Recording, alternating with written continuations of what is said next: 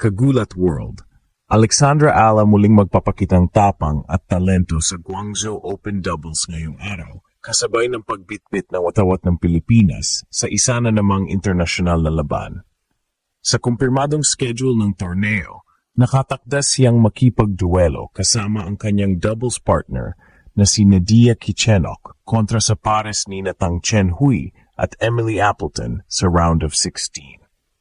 Ang laban ay ngayong araw, isang mahalagang pagkakataon para sa batang Filipina na ipakita muli ang kanyang husay sa team play. Matapos ang mga impressive performances sa single circuit nitong mga nakaraang linggo, lumalabas na handa si Ala na dilhin ang parehong intensity sa doubles court. Sa mga practice sessions, kapansin-pansin ang kanyang mas matatag na serve, agresibong net play, at mahinahong shot selection. Mga aspeto na critical sa doubles success. Sa kanyang bagong chemistry kasama si Kichenok, umaasa ang fans na makakita ng balanseng kombinasyon ng power, strategy at composure na magpapahirap sa mga kalaban. Hindi biro ang mga makakatapat ni Ala na ngayong araw. Ang duo ng Tang at Appleton ay kilala sa mabilis na court coverage at matibay na teamwork, kaya't kailangang gamitin ni Ala ang kanyang left-handed angles at cross-court power para sirain ang ritmo ng kalaban. Sa ilalim ng mainit na Guangzhou atmosphere, asahang magiging masigla at tensyonado ang bawat rally. Para sa buong sambayanang Pilipino, ang laban na ito ay higit pa sa tennis. Ito ay laban ng isang Pinay na patuloy na nagpapakilala sa mundo. Sa bawat service ace, sa bawat forehand winner, at sa bawat sigaw ng vamos ni Alex, nararamdaman ng bansa ang inspirasyong nagmumula sa kanyang determinasyon.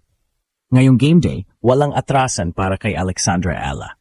Isang panibagong laban, isang panibagong pagkakataon upang ipakita sa buong mundo na ang puso ng Pinoy ay hindi basta sumusuko.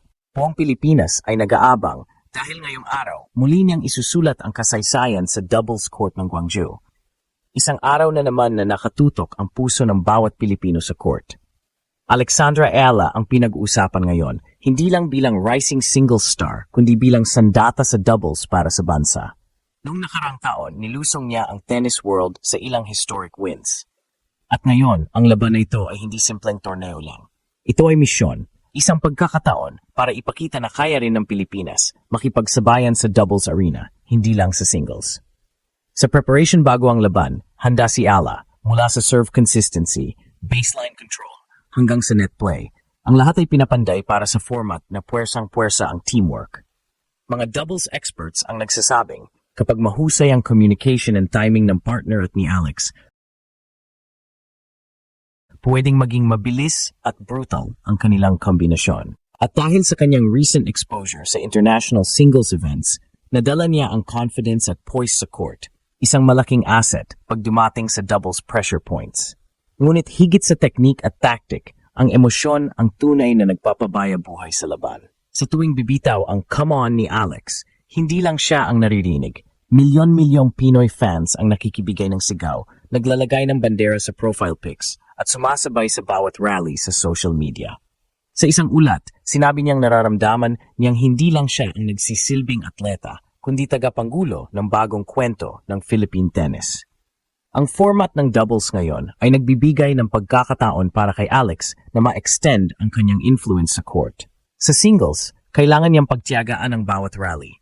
Sa doubles, sa isang split-second decision lang ng partner at ng katapat niya, pwedeng makuha ang momentum. Dito papasok ang kanyang sandata, mabilis na reactions, smart poaching sa net, at ang kakayahang mag-shift roles, minsang laro bilang poacher sa net, minsan bilang drive initiator sa baseline.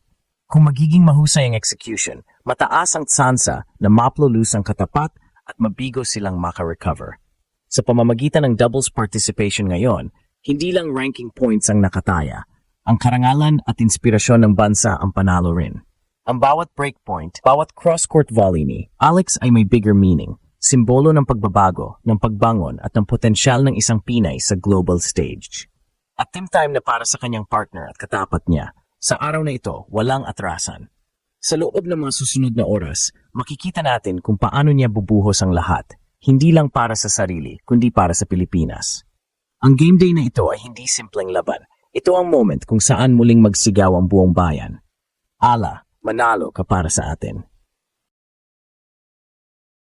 Ngayong game day, hindi lang pangalan ni Alexandra Ala ang nakataya, kundi ang reputasyon ng Pilipinas sa international doubles tennis. Ang katapat nila ay isang mas mataas ang ranggo na pair mula Europe, parehong seasoned sa tour at sanay sa mga fast indoor courts. Pero kahit underdog si Alex at ang kanyang partner, ramdam ng lahat na bitbit nila ang puso ng isang bansang sanay lumaban kahit maliit, basta buo ang puso. Ang bawat doubles match ay chess game sa bilis ng kidlat, isang maling hakbang sa net, isang mistimed lob at pwedeng bumigay ang momentum. Kaya ngayong araw, focus ang lahat kay Alex. Paano niya babasagin ang rhythm ng kalaban at paano niya gagamitin ang niyang natural aggression bilang singles player sa format na mas mabilis at mas demanding. Sa huling interviews, inamin ni Ala na pinag-aralan nila ang shot pattern ng opponents, mahilig sa deep cross courts at sa serve-volley combinations.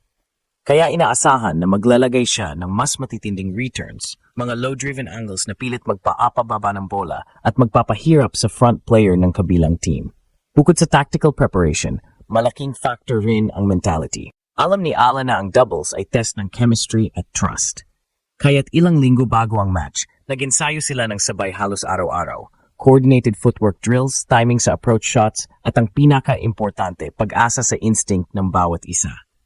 Hindi basta dalawang players na magaling. Kailangan isa lang ang utak sa court. At ito ang ginawang misyon ni Alex. Maging leader sa gitna ng pressure, iangat ang partner niya, at ibigay ang pinakamataas na enerhiya na kayang ibigay ng isang Pinay atleta. Habang papalapit ang laban, social media ay muling nabuhay. Trending si Ayala sa X at Facebook. Para sa bayan, ang sigaw ng mga fans habang nilalagay ang mga flag emoji at highlights ng kanyang previous matches. Kahit na hindi televised sa mainstream channels, halos lahat ng Pinoy tennis fans ay nakastream o nag-aabang ng live scores.